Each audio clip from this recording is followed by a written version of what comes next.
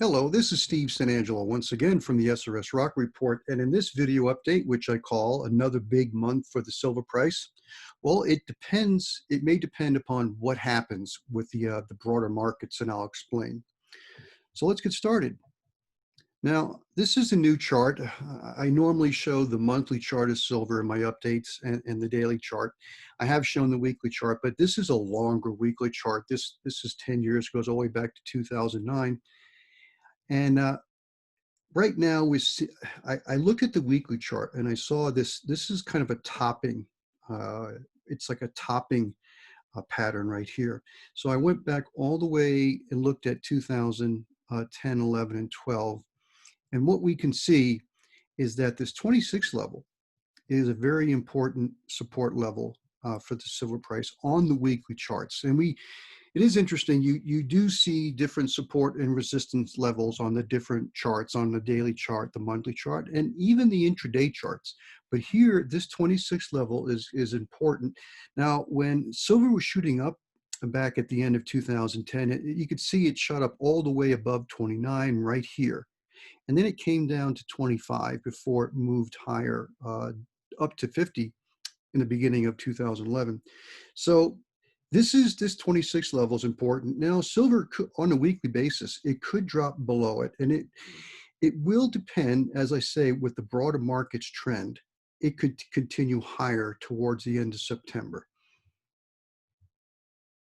Now, I don't have a daily chart of silver. I wasn't actually going to show a new COT report, but what happened is we had a 4,000 net short position increase in the commercial short positions, and that's as the silver price increased $2.37 in this last COT reporting period. But the interesting thing is still, even though the net short position continues to increase, and this is mostly due to the commercials selling long positions, not adding short positions, and I'll show you. But again, since February of this year, the silver price is up $10 more, and it's still about half of the net short positions. So if we look here, this is the commercials. We could see that their long positions have been liquidated in the last 2 weeks. Now it's down to 55,000, but the short positions continue to go lower. They're also 106,000 compared to 115,000 about 5 weeks ago. So even though we're seeing a commercial net short position increase, it's mostly due to the commercials selling their long positions, not increasing their shorts, and that's a good sign.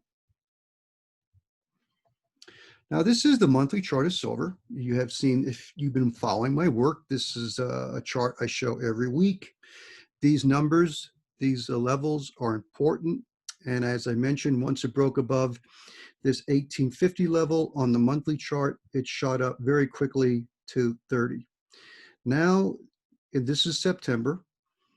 And the silver price corrected lower along with the broader markets towards the end of the first week in September. How silver trades in September will depend on the trend of the broader markets. So right now, if the broader markets continue higher, this will be a bottom for the silver price as it continues higher to 30 and above. Now, before I get into that, I want to show you some interesting charts in a minute about the silver price. This is a matter of fact, September is one of the largest price increases throughout the year. It happens in September. But I just wanted to let you know, at the SRSRockReport.com website, we've got some very interesting articles for silver members. Yes, I'm putting a little plug for silver members, but trouble in Peru, silver production recovery stalls as the mine supply falls in July. This is fascinating. I had no idea that I thought we would see a continued increase in the silver production in Peru due to ramping up production in different mines as miners get back to work. But actually in July, we saw a reversal. Production fell. So I think that's a very interesting article if you want to check it out at the SRSRockReport.com website. And also, I look at the gold stocks and silver stocks, and this is Equinox Gold, and you'll never guess what company's largest holding is in this gold mining stock. I was quite surprised, and it takes a lot to surprise me. So if you want to check those articles out, you can go to the SRSRockReport.com and check them out. Now, as I mentioned before, the silver price is moving in tandem with the broader markets. Now, I do believe at some point we'll see a disconnect. The precious metals will continue to go higher as the markets go lower. But as we could see, silver hit a nice spike up to above 29 in the beginning, first day in September. That was on, and then it sold off, and we can see the same thing happen with the Dow Jones. So it is mirroring the broader markets, and it's not just because silver is an industrial metal. We see the same thing with gold. This is the silver price here, and this is the gold price here. Both of them look very similar. However, the gold price, when it hit over $2,080, it's much lower now. The silver price is not. So it is going to be interesting to see how the metals play out. We have to keep an eye on what the broader markets are going to do. The broader markets are very highly over leveraged, but that doesn't mean they can't go higher. Now, this chart from goldsilver.com, they do some pretty good work. The best month to buy silver is in June. And the reason why they say that's because normally throughout the year, the buying cycles, whether it's from India, industrial demand, June tends to be the weakest month in the summer. So it's 2%. That's you normally see about a 2% average decline in the silver price. But look, we're in September. And September has the highest increase in the silver price. There's more demand from India. Industrial demand picks up, and so it's over 3%. That could play a big indication for the market going forward this month. So again, it depends upon what the broader markets do, but we could see more buying of silver. And right now, I believe the silver supply is very tight. So we could see higher prices just due to this factor. And this chart came from one of my articles, one of my public articles at the SRS Rock Report. It's total global industrial photographic silver consumption and estimated lost supply. And since the last 20 years, from 2000 to 2020, according to the World Silver Survey and the Metals Focused Silver Scrap Report, which was out in 2015, about 11.5 billion ounces was consumed in the industrial applications and photography. Early on, a lot of photography was recycled, a large percentage of it, but now in photography, more is going into digital cameras and less in photography, and less is being recycled. But I estimated about 3.5 billion ounces of this 11.5 billion ounces was recycled.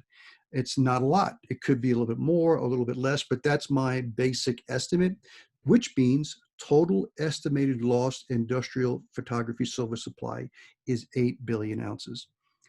Again, there's several analysts out there that continue to say, and even some of the, I call them the elite gold analysts, they believe gold is really the only monetary asset, the only good precious metal to own. I disagree. And they say that the problem with silver, it's just an industrial metal. Well, that has been a very good problem for silver because so much of it is now lost.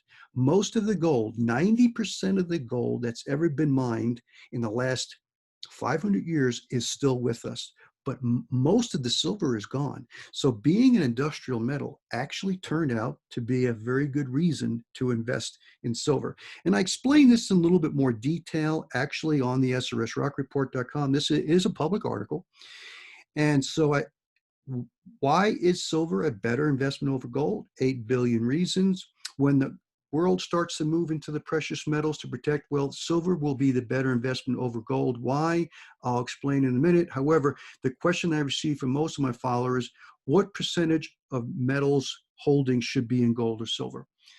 And so to me, I believe silver is going to outperform gold when investors start to protect wealth in physical metal. There's just not that much more silver than gold.